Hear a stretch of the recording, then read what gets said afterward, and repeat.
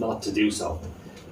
The difficulty I have too with what is called the voluntary sector or the NGO sector now is that once you're paid, even subconsciously, you're careful of what you may be seen to say or support. The likes of Murray are few and far between, and I know some community workers who are excellent, who will put themselves and their job at risk to speak up. And we're finding a little bit more so now with the rise of the races right that community people are putting themselves forward. But they cannot be considered community leaders.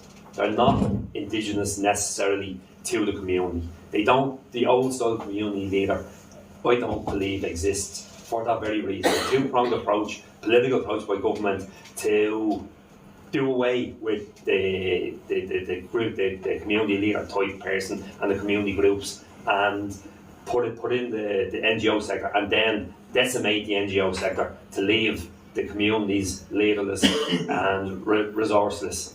And I think both two prongs of a strategy that has worked very well. I would argue that some of, again, the difficulties with the NGO sector is that they don't have an actual mandate. They're not elected. Community groups, for all their faults, resident associations, they have some form of election.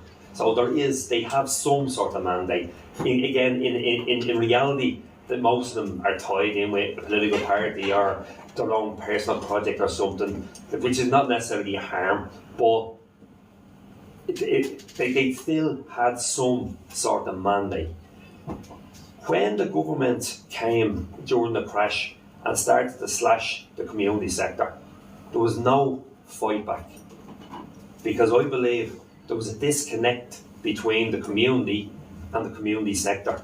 I believe the community looked on the community sector as a service, not as partners, not as one of their own.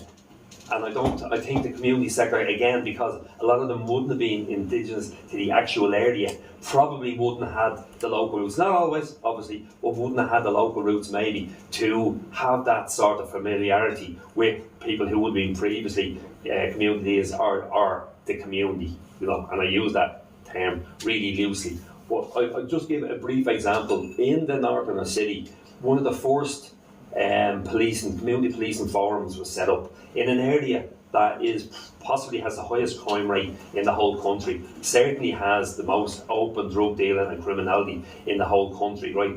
The policing forum was an excellent idea.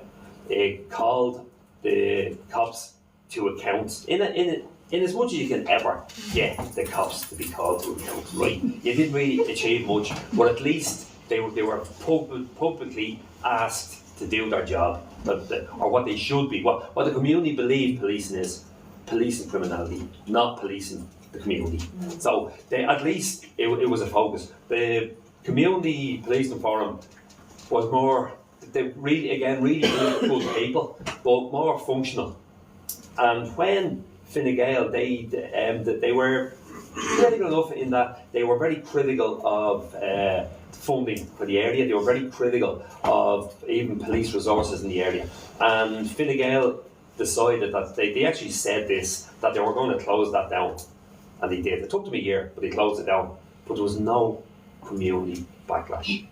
And that's, to me, an indication is that organisations like that hadn't embedded themselves in the community deep enough that they could, when someone comes to attack you, you have community support and people kick up. For months, nobody even knew that the forum was gone. It took months before people even realised it. And when they did realise it, there wasn't any type of decent pushback. And I think you're finding that all over the place.